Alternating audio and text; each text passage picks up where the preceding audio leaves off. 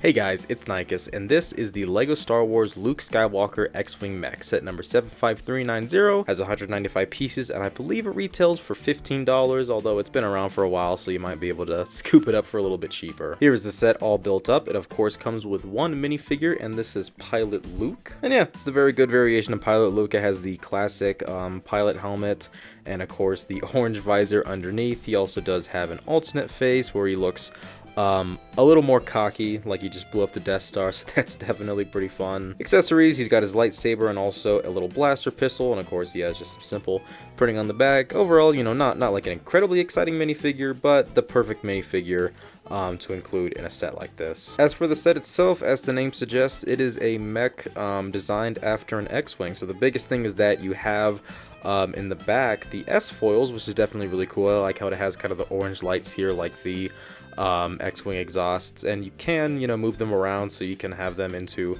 flight position and then attack position, so that's pretty cool. Other than that, this is a pretty, you know, standard white mech.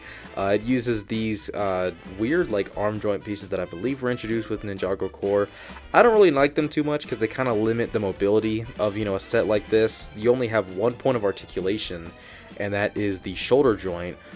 So it is a little bit, you know, awkward. There isn't as much freedom to pose this, which is a little weird, but you know, it's fine enough, I guess. You can articulate the hands, which is cool. He has a giant lightsaber in one hand, which is a little silly, but I can't deny that's also a little fun.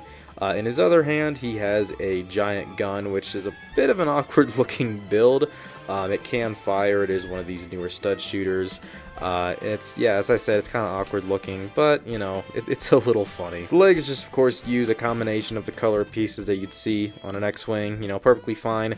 Much like the top, you only have one joint at the hip. You do have, like, a foot joint as well, but, you know, there isn't really a whole lot of posability that you can get out of that. It's just a little awkward having the locked knee joint there. And the feet do look, you know, a little weird, like it's fine, but it just does look a little weird. I think the best piece in this set is definitely the Rebel insignia. This is a printed tile on, yeah, a little circle piece, which is definitely really cool. And this uses the kind of mech front piece that the old Nexo Knights mechs use, and a lot of these kind of modern mechs use.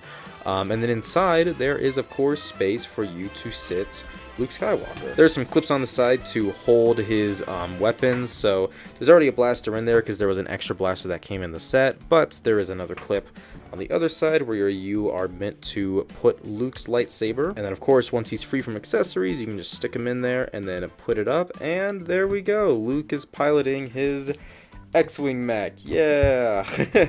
Yeah, overall, you know, it's a perfectly fine little set. There isn't really anything too wrong with it. You know, it's a fun enough building process. I don't really think an X-Wing mech makes much sense, but it's just a dumb little Lego Star Wars set, so can't really get too mad at it, especially at, you know, its cheap price. Just a fun little cheap Star Wars set, decent enough minifigure, fun enough build, all you can really ask for a Lego set.